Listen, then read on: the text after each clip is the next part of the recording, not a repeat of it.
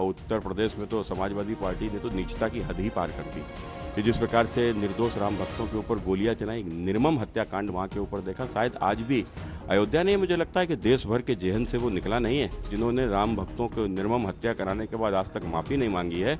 उनको अयोध्या मंदिर के शुभारंभ के समय ना बुलाया जाए, और बुलाना अगर धोखे से अगर आ भी जाए तो मंदिर में इनका प्रवेश निषेध कर दिया जाए। जब तक यह लोग माफ़ी ना मांगे भविष्य में इनके मंदिर आने के लिए बैन कर दिया जाए। गरीबों की जमीन पर कब्जा करें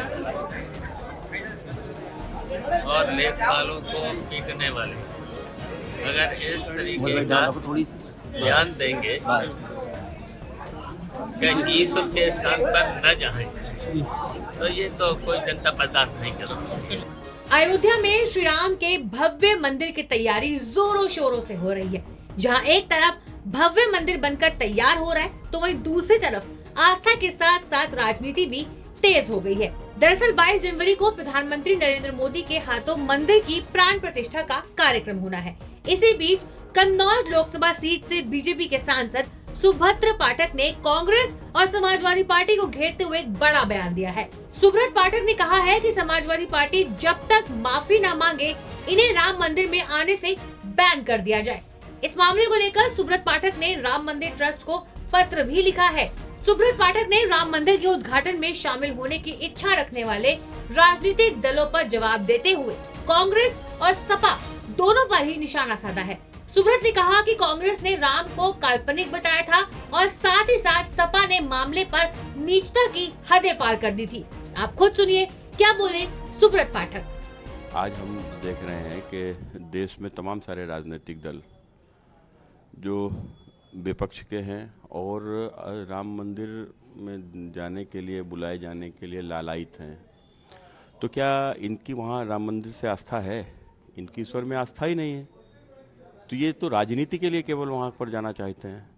तो आखिर अगर इनकी आस्था होती तो ये वही तो लोग हैं जो मंदिर ना बने इसको लेकर अड़ंगा लगाया करते थे, जो मंदिर किसी प्रकार से ना बने इसको लेकर तमाम सारे षड्यंत्र रचा करते थे।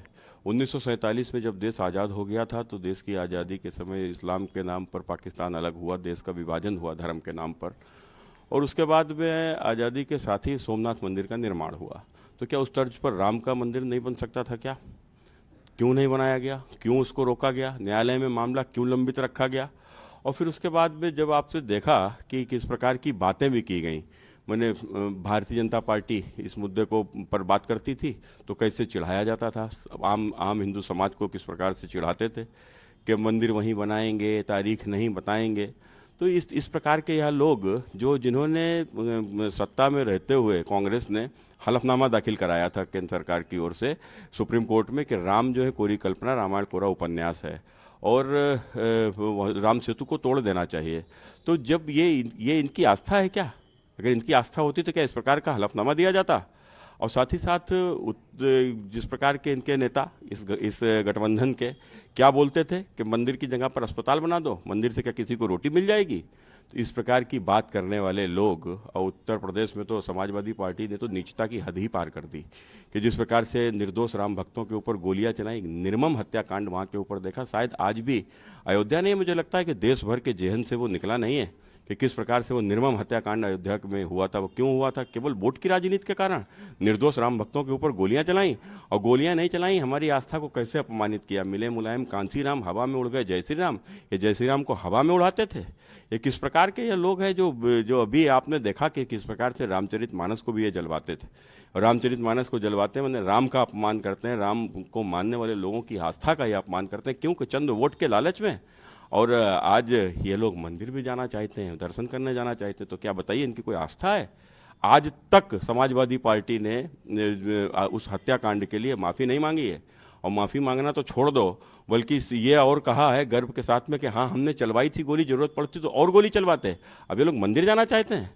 इसलिए मैंने वहाँ के ऊपर राम मंदिर ट्रस्ट से मैंने यह आग्रह किया है, निवेदन किया है कि आप देश भर से, दुनिया भर से किसी को भी बुलाइए, जिसकी राम में आस्था हो आप उसको बुलाइए, चाहे वो किसी समाज का हो, संप्रदाय का हो, वो दूसरे धर्म का भी है तो आप चलेगा, लेकिन कम से कम वह लोग जिन्होंने राम भक्तों को निर्मम हत्या कराने के बाद आज तक माफ़ी नहीं मांगी है, उनको अयोध्या मंदिर के शुभारंभ के समय ना बुलाया जाए, और बुलाना अगर धोखे से अगर आ भी जाए तो मंदिर में इनका प्रवेश निषेध कर दिया जाए। जब तक यह लोग माफ़ी ना मांगे भविष्य में इनके मंदिर आने के लिए बैन कर दिया जाए। मैं अयोध्या की जनता से भी आग्रह करता हूँ कि मंदिर तो छोड़ो, इनको अयोध्या में भी नहीं घुसने देना चाहिए।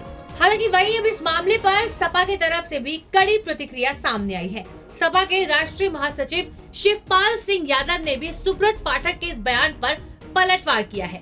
सुब्रत द्वारा सपा पर प्रतिबंध लगाने की बात पर शिवपाल यादव से जब पत्रकारों ने सवाल पूछा तो आप खुद सुनिए उन्होंने क्या जवाब दिया। कन्नौज के सांसद ने कहा है कि समाजवादी पार्टी के लोगों को न बुलाया जाए अयोध्या में राम मंदिर के उद्घाटन पर, क्योंकि समाजवादियों ने कार सेवकों पर गोलियां चलवाई। देखिए, गरीबों की जमीन पर कब्जा करें और लेखपालों को पीटने वाले अगर इस तरीके का बयान देंगे कि ईश्वर के स्थान पर न जाएं, तो ये तो कोई जनता बर्दाश्त नहीं कर सकती। हालांकि राम मंदिर के उद्घाटन की तारीख जैसे जैसे करीब आ रही है, ठीक वैसे वैसे ही हर दिन सियासत भी इस मामले पर तेज होती हुई नजर आ रही है। बहरहाल देश की जनता को इंतजार है 22 जनवरी का, क्योंकि इसी दिन श्री राम लल्ला भव्य मंदिर में विराजमान होंगे। ब्यूरो रिपोर्ट, न्यूज़ तक।